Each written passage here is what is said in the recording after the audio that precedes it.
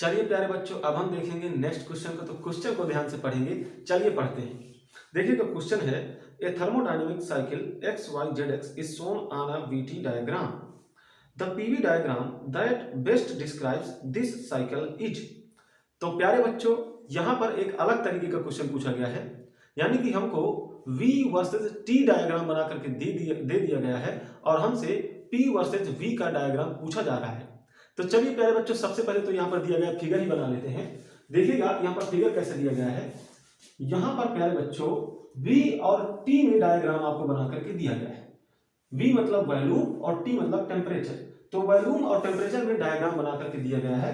कैसा डायग्राम है तो देखिएगा, यहां पर ये कुछ ऐसा डायग्राम है प्यारे बच्चों, ऐसा देखिएगा। ये तीनों ही स्ट्रेट लाइंस है, ये तीनों ही प्यारे बच्चों स्ट्रेट लाइंस है, ठीक है। अब यहाँ पे x को लिया गया है, यहाँ पर y को लिया गया है, यहाँ पर z को लिया गया है।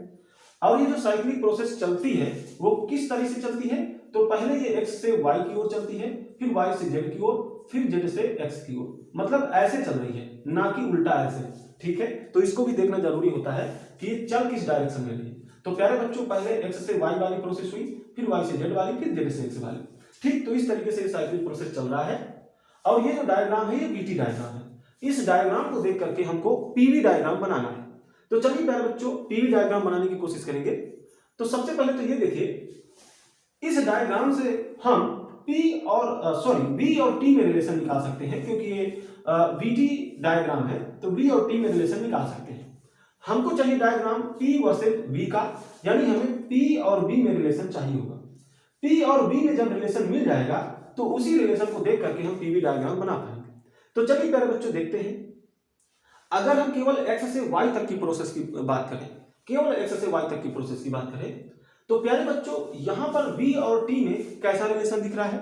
तो चूंकि ये एक स्ट्रेट लाइन है, तो स्ट्रेट लाइन इक्वेशन से हम इनमें रिलेशन निकाल सकते हैं। चलिए स्ट्रेट लाइन की इक्वेशन लिखते हैं। और एक चीज देख लीजिएगा, ये जो स्ट्रेट लाइन है ये ओरिजिन से पास करती हुई जा रही है। आपको दिख रही है कि ये ओरिजिन से पास करेगी, इसलिए प्यारे बच्चों यहाँ पर इसके जो स्ट्रेट लाइन इक्वेशन होगा वह y इक्वल mx टाइप का होगा, y इक्वल mx टाइप का होगा। तो यहाँ पर y एक्सिस में v को लिया गया है और x एक्सिस में t को लिया गया है। तो ऐसा एक रिलेशन v और t में होगा x से y तक के लिए, ठीक। अब x से y तक के लिए p और v में कैसा रिलेशन होगा, अगर ये पता चल जाए तो x से y तक का पीवी डायग्राम हम बना पाएंगे। तो चलिए प्यारे बच्चों, p और v में रिलेशन लाने की कोशिश करते हैं। यानी कि ये तो v और t में रिलेशन है, हमें t नहीं चाहिए इधर, हमें p चाहिए, तभी हम p और v में रिलेशन निकाल पाएंगे। तो इसके लिए प्यारे बच्चों हम यूज करेंगे आइडियल गैस इक्वेशन, जो कि होती है pv इक्वल nRT।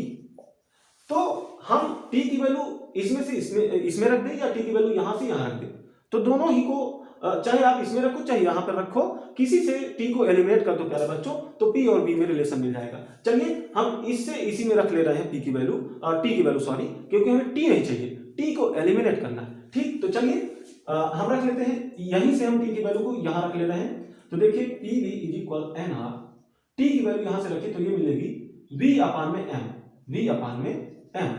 अब देखिए ये v से v कैंसिल हो गया, तो p क्या मिल गया, nr अपान m।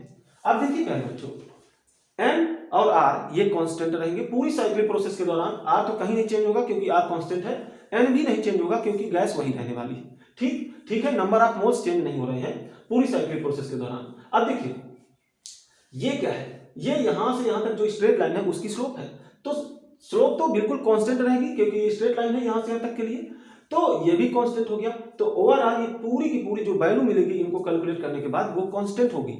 इसका मतलब p बच्चों कांस्टेंट होने वाला है।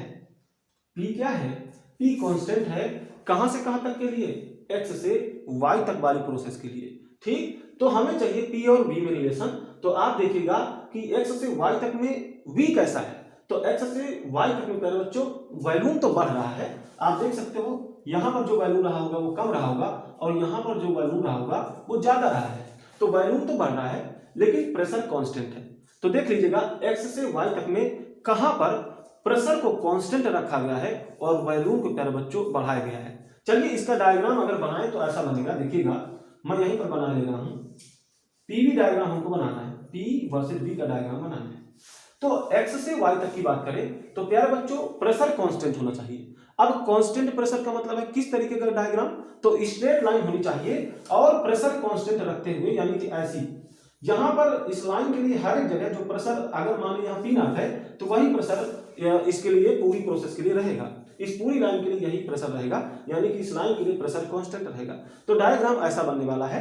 अब देखिए इसमें जो वॉल्यूम है वो बढ़ना चाहिए, इसका मतलब जो प्रोसेस है वो ऐसे नहीं चलनी चाहिए, क्योंकि इससे तो ये पता चलेगा कि इधर आ रहे हैं और यहाँ तो वॉल्यूम घटता हुआ नजर आ रहा है, ठीक। इसका मतलब इसको ऐसे चलाना चाहिए, ऐसे, ठीक, क्योंकि वॉल्यूम बढ़ाना है।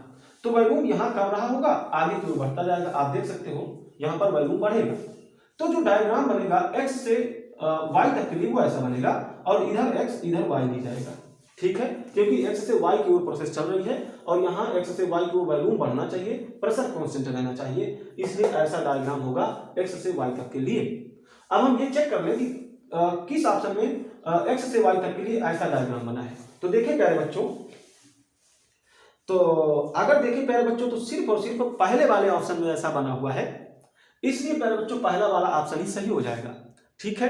लेकिन इसको आगे सॉल्व करने की जरूरत तो नहीं है, आंसर हम प्राप्त कर चुके हैं, लेकिन फिर भी अगर आप बनाना चाहो तो बना सकते हो। देखिए कैसे बनाएंगे। अब हम बात करेंगे y से z तक के लिए, हम अभी बात की x से y तक के लिए, तो इसके लिए डायग्राम ऐसा हो गया, लेकिन अब हम बात कर रहे हैं y से z के लिए। तो देखिए y से z में कैसा होगा, तो यहाँ पर आप देख सकते हो वॉल्यूम कांस्टेंट बना हुआ है, वॉल्यूम प्यारे बच्चों कांस्टेंट बना हुआ है, लेकिन टेम्परेचर डिक्रीज हो रहा है। आप देखो टेम्परेचर घट रहा है, आप इधर आ रहे हैं तो टेम्परेचर डिक्रीज हो रहा है, वॉल्यूम कांस्टेंट बना हुआ है। तो इस बार अगर इस इक्वेशन में देखें हम प्यारे बच्चों, तो वॉल्यूम तो कांस्टेंट बना हुआ है। चलिए इसमें थोड़ा सा वॉल्यूम को इधर ले जाएगी तो देखिएगा ऐसा, तो वॉल्यूम कांस्टेंट है तो ये ओवरऑल वैल्यू कांस्टेंट हो जाएगी, ठीक है, कांस्टेंट हो जाएगी।